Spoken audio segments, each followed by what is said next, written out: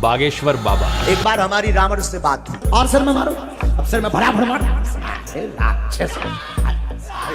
आप पूछोगे कि क्या खासियत है इन बाबा की, तो भाई बताया जा रहा है कि चमत्कारी तरीके से ये बाबा लोगों की प्रॉब्लम समझ लेते हैं और बड़े ही चमत्कारी सॉल्यूशंस देते हैं लोगों की प्रॉब्लम्स को लेकर। इसके सर में मारो जरा, गला पकड़ इसका, गला पकड़। लेकिन इतना काफी नहीं है, इसके ऊपर थोड़ा हिंदू मुस्लिम छिड़क दो तो न्यूज वाले आज के दिन वैसे ही आपको पॉपुलर बना देंगे। कुछ दिन बाद धीरेन्द्र कहता है कि मैं बाबा नहीं ढाबा हूँ, ऐसी गलती बार बार करता रहूंगा। अब उन्हें पता ही नहीं कि हम बाबा है ही नहीं, हम तो ढाबा है। ये अपने पैर आगे करता है इसके लिए। चले पल्लू मैं बाहर और पल्लू एक में। अब ये तो चलो फिर भी आम बात है, लेकिन एक और केस में जहां पर एक और बंदा इसके पैरों पर गिरने आया तो इसका रिएक्शन कुछ अलग था। बस बस बस, छूना नहीं है, मैं अछूत आदमी है ना छू।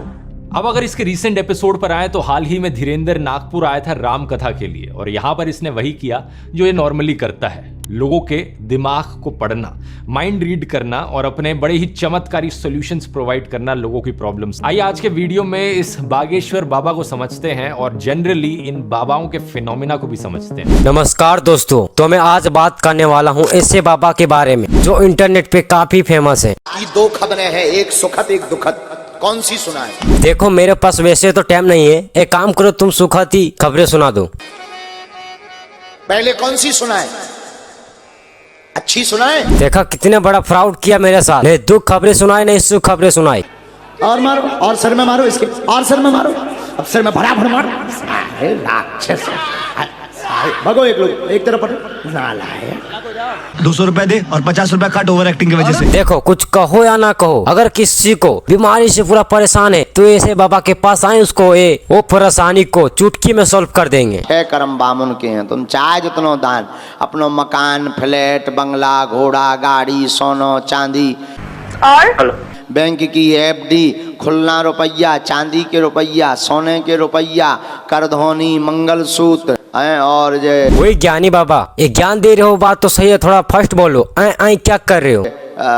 अंगूठी और चैन लोगाई लड़का भर छोड़ के सब हमारे नाव करवा सकत। अरे यार अब मैं क्या बोलूं, इतने भयानक ज्ञान बांट रहे थे, लगता था क्यों कुछ अच्छा बात बोलेगा, लेकिन ये तो लुगाई का बात कर दिया। मतलब बाबा जी कुछ भी।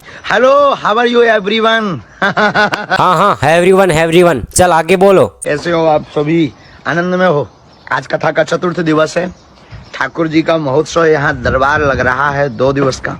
हॉल में खूब भीड़ आ गई है भक्तों के, पागलों की यहाँ खूब फौज खड़ी हो गई है, पागल ही पागल जुड़ रहे हैं यहाँ रिकॉर्ड टूट गए। दिल की बात जुबान पे आ गई गुरु, तुमको समझने में हमारी आंखें धोखा खा गई। सच में तुमको समझाने में हमारी आंखें धोखा खा गई। मतलब इसको कहना है कि हमारे कथावाचक में सभी पागलों का भर्ती है, पागल का कमी ही नहीं है। मतलब इसका मतलब कहना क्या चाहते हो आप? अपनी दृष्टि से लेना, हमारी दृष्टि अलग है। एक बार हमारी रावण से बात हुई, बात फोन कॉल पर। क्या बोला तूने? एक बार हमारी रावण से बात हुई, बात। क्या बात है सर, क्या बात है? रावण से बात हुई, राम से बात नहीं हुई? अच्छा आगे बोलो। तो फोन कॉल पर तूने क्या मेरे को ये ना समझाई क्या? एक बार हमारी रावण से बात हुई, हमने कहा क्यों दशानंद जी माय डियर कैसे हो? उन्होंने कहा हेलो बागेश्वर वाले बोल रहे हैं। हम कहा जी ओ भाई मारो मुझे, मारो मुझे, मारो। ओ भाई मतलब फोन करके इसको ज्ञान दिया कि मैं बागेश्वर बोल रहा हूँ, क्या बात है। अगर कोई कथा को बेच रहा है तो खरीदार कौन है? कौन खरीदता? आप ही तो खरीद रहे हैं ना। हम अगर भागवत 50 लाख में बेच रहे तो आप ही खरीदते हैं, तो असली जिम्मेदार तो आप हैं। हम भले ही खूब दुकान सजा लें, आप ना खरीदो तो क्या हम खाक कर लें? This is business. देखो कथा खरीद के हमको क्या फायदा मिले? आप जैसे बाबा को अगर कथा खरीदे, ज्ञान बांटने में तो कमी नहीं होगा, पैसा ही पैसा होगा। और हम लोगों का क्या है, कथा खरीद के हम लोग क्या झाक करेंगे? अबे साले, थोड़ा माफ कीजिएगा, थोड़ा मुंह से गाली निकल गया। बोले बागेश्वर वाले बुलडोजर खरीद रहे, आगी लग रही। किसी ने तो मांग की कि इस बाबा को बंद करो। अब उन्हें पता ही नहीं कि हम बाबा है ही नहीं, हम तो ढाबा है। क्या बोला? अब उन्हें पता ही नहीं कि हम बाबा है ही नहीं, हम तो ढाबा है। ये बड़ी अच्छी बात कही आप। देखो हंसने के बाद मेरा एक ही रीजन है कि मैं बाबा नहीं ढाबा हूँ। क्या बात बोलिए सर, क्या बात बोलिए। प्याज और लहसुन इसलिए नहीं पाई जाती क्योंकि प्याज और लहसुन का जन्म गंदगी से हुआ, राक्षस के मल से हुआ। इसलिए वो गंद, उससे दुर्गंध बहुत आती है। तुमने देखा होगा खा के। मोह बसात अगर बगल में कोई खा के बैठ जाए, अलग मोह बसात। तो देवता अगर आना भी चाहें तो दुर्गंध के कारण देवता आ नहीं पाते हैं, हनुमान जी की कृपा हो नहीं पाती है, क्योंकि वो राक्षस के मल से प्रकट हुई है। इसलिए प्याज और लहसुन खाना परिचित है। कुछ भी देखो आप सबसे हमको छोटी सी निवेदन है, अगर चिकन आप फिर मछली बनाते हैं तो कृपया करके उसमें प्याज नहीं डालें, क्योंकि प्याज से पता नहीं बाबा भग जाते हैं। सोच रही थी मैं छतरपुर आपसे मिलने जाऊंगी। वाह, कितने दिनों से जुड़े हैं? 1 महीना हुआ होगा मेरे को। बाकी मेरे को आपसे बहुत ज्यादा